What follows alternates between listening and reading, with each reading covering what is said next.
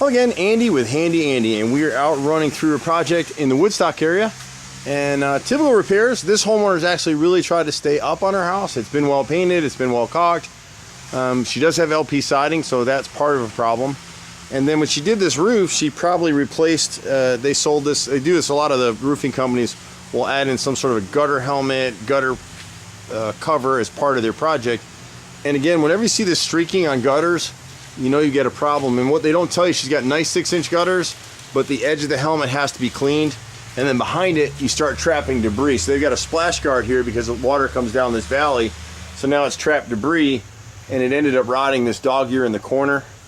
And then the cap from behind is catching water. So my guess is this whole gutter's been leaking a little bit.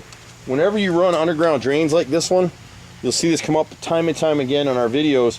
It's a corrugated line, so any pine needles, roof shingle debris, any of that stuff gets in here, it'll back it up, and this more than likely this downspout is clogged. So if you have these on your home, you want to pull them away, have us or whoever clear them at least once a year to make sure you're not trapping debris in there. The rest of the front of the house looks good. When she comes down the side over here, and it's nice to see a home where the homeowner is actually really taking care of it. This is an LP siding, which is basically wood chips and glue. And you can see how nice and tight the edges and everything are. She's hand painted this house, whoever's painted the house in the past. And you can see that's why she's still able to maintain this siding. So the whole left side is pretty good. Again, when you get to the gutters, you'll see where they're streaked across, and see that edge right up in here is clogged with debris, and you just can't really have that. On the fence right here, this post is completely eaten away. So we need to just replace the post on the gate, and then this fence will be good to go again. I don't know that I'd ever go to the expense of redoing all this fence, but there's some on the other gate that needs to be repaired as well. Pretty much everything here is in decent shape. The siding's nice and tight. When you get to the chimneys where you start seeing problems again, and at this point in time, she's replaced a few pieces with hardy board. She really needs to go ahead and just replace all the chimney. And the rest of the stuff is just like light trim work.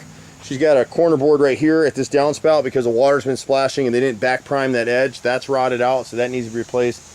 The corner board on the chimney, whoever did the work the last time, they made a horizontal cut right here, and we talk about these all the time, but it's just trapped water in the face and they didn't back prime anything. So this whole left side that someone has already replaced once needs to be replaced again. And you can see how badly deteriorated this siding is.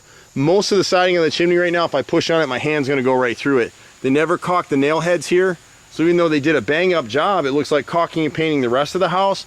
The chimney just got kind of ignored, and now it's absorbed water over the last probably 25, 30 years of this house.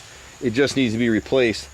Same thing here. You got an underground drain line. Really need to trace it, clear it, and make sure it's okay. Looks like someone tried to have something going on back here. I don't know what that is. This inset piece right here, you can't do what they did here. They pieced in 2 small pieces of hardy, and you just can't do that. So replace 3 rows right here with hardy plank. 1 row above this place, the piece that they replaced last time here.